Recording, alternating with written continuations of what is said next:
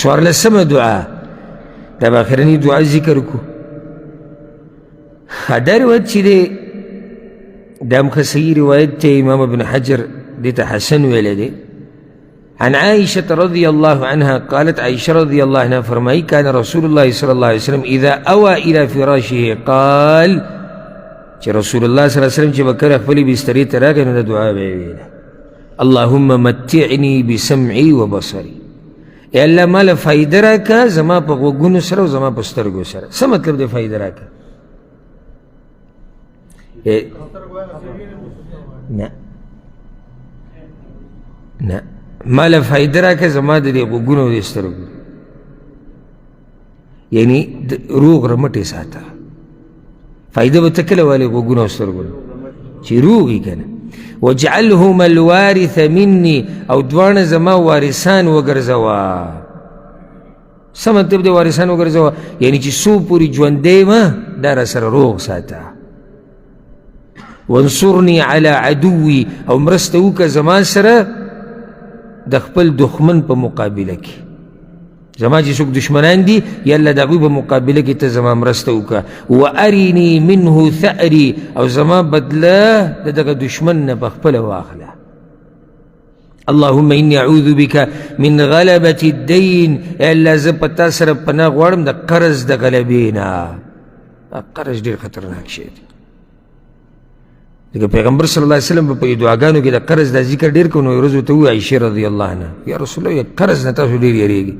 وی عایشې چې سړی قرضداری شي نو رښتینی دروغجن شي. رښتینی څه شي؟ دروغجن شي. او ښه رښتینی سړی بیا وعدې ماتوي لوز ماتوي بیا.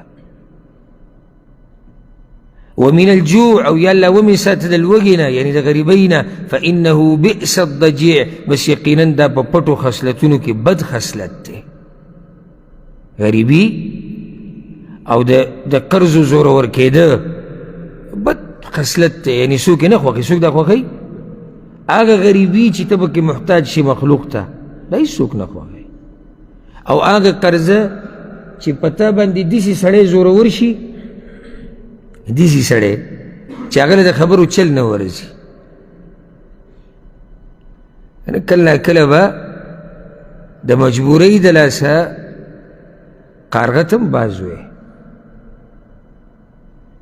لګیا به یې او کړله کړله او تدیس او تدیس او ته به ښه نر پوښتن سړی سر به دې ټیټ نیولی او بس خبرو ته به دې غوږ ایښولی او زړه کې به دا وی بس څه به ووایو تا ته نه. یعنې ستا په شان سړی زموږ سره خبرې هم نشي کولی. نو قرض داسې خطرناک شي. ښه رښتینی سړی به دروغجن به شي. ثواب یې درکړم بل ثواب یې درکړم بل ثواب یې درکړم. وعدو کې به بیا کمزوری شي. وعده به کې به پوره کوې نه وعده به کې پوره کوې پټېږي به. جومات ته منزله نه راځي. ځکه چې کله په داسې کس واوړي که نه.